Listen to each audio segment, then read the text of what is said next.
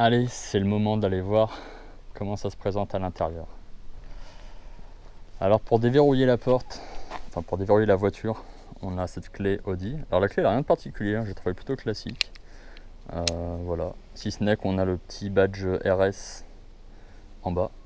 Mais quand on s'approche de la porte, on est évidemment reconnu et la voiture se déverrouille. On peut entrer. On a l'affichage du cockpit virtuel qui se met en route. Donc voilà, RS3 avec le compteur. Vous voyez le volant. Alors le volant n'est pas d'origine, il n'est pas monté de base celui-ci sur l'Audi RS3, il est sur la Audi TT RS je crois, mais on a le droit de le mettre en option sur la RS, donc voilà, c'est une option. On a boîte auto évidemment avec levier, beaucoup de petits voilà, touches alu, très sympa, très sportive, le logo RS sur le levier, les pédaliers. Les pédaliers, vous les voyez un petit peu, voilà, pédalier alu aussi, très sympa. Bon, les sièges, top qualité, évidemment, siège en cuir, un peu, je sais pas comment on dit, molletonné là, voilà, c'est super. Le logo RS au milieu, siège sport, siège baquet, top, ils tiennent bien, ils sont assez confortables, un peu fermes, mais en même temps ça va avec la voiture. Mais très confortable quand même.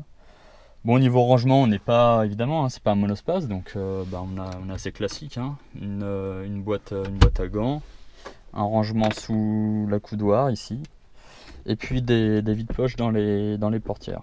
Voilà. Que dire d'autre? Je crois que on va la mettre en route, ce sera plus simple. Alors pour la mettre en route, on a la reconnaissance de la clé dans la voiture et on appuie sur un petit bouton. Donc on peut appuyer ici. Mais avec ce volant optionnel, on peut aussi appuyer là. Ce que je trouve beaucoup plus fun, évidemment. Ça fait très voiture de course, voire supercar. Hein. Je mets le pied sur le frein, j'appuie là et je vous laisse écouter un petit peu tout ça.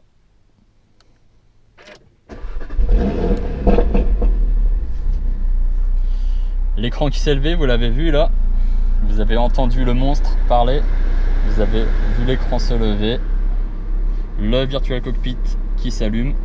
On peut changer évidemment les données du Virtual Cockpit en faisant défiler les informations, la consommation. Donc voilà, vous voyez, je suis à 7,5 litres au 100. Bon, c'est pas dégueu. Hein. Pour une voiture de cette catégorie, on est plutôt bien.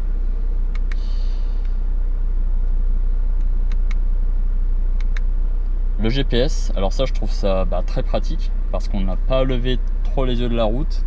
On peut mettre le GPS sur l'écran.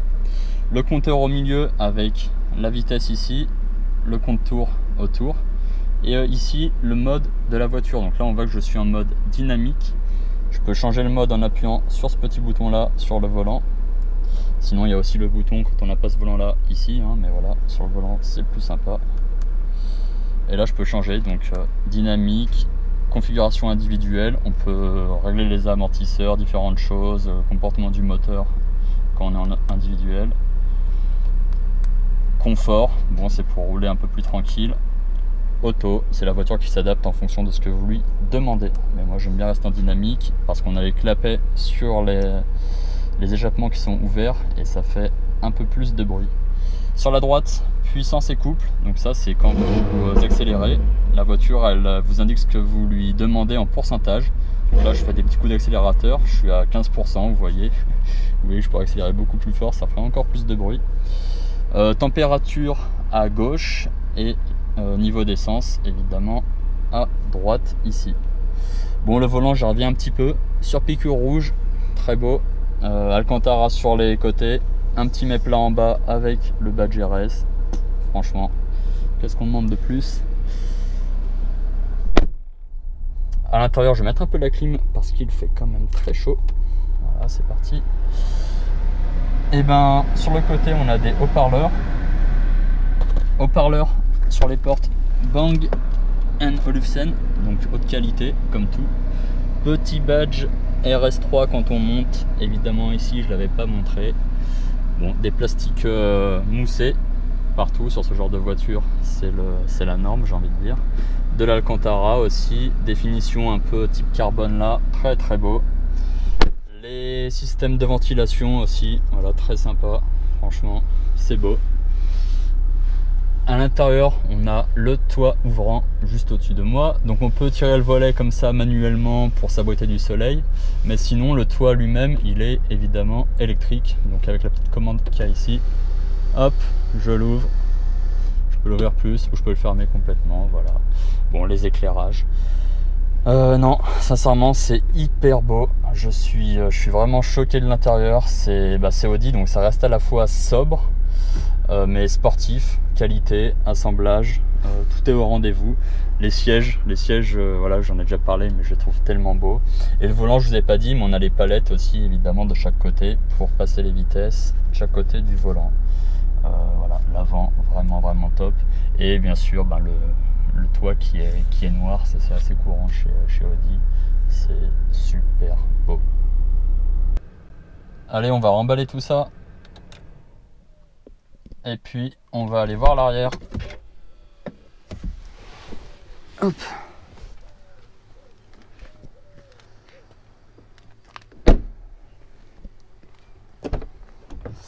Alors l'arrière, même qualité qu'à l'avant.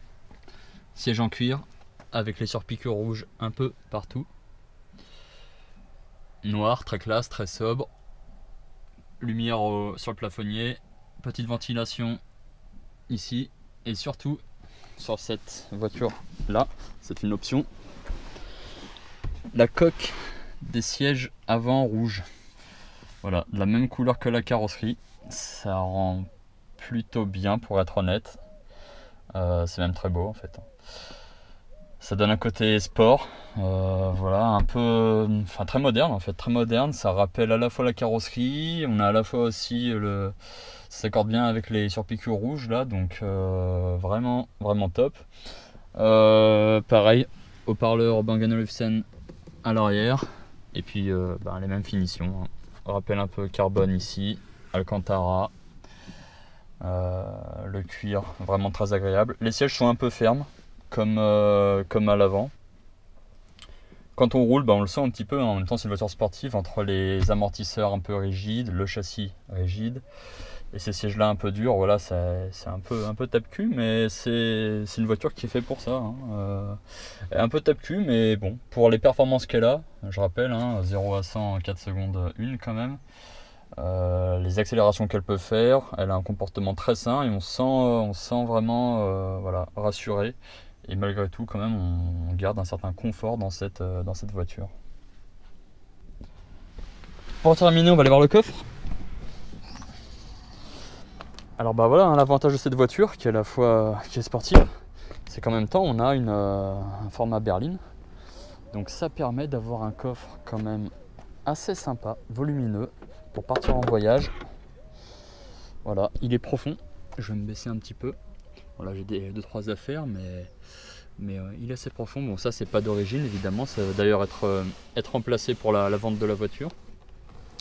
Mais voilà, un coffre très profond. Je pense qu'on peut mettre facile 2-3 grosses valises ici. Donc ça permet d'emmener quand même une famille en week-end, en vacances. C'est bien.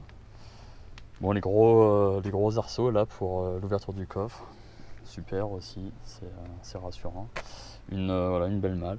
Triangle de signalisation fixé à l'arrière du coffre, bien pensé.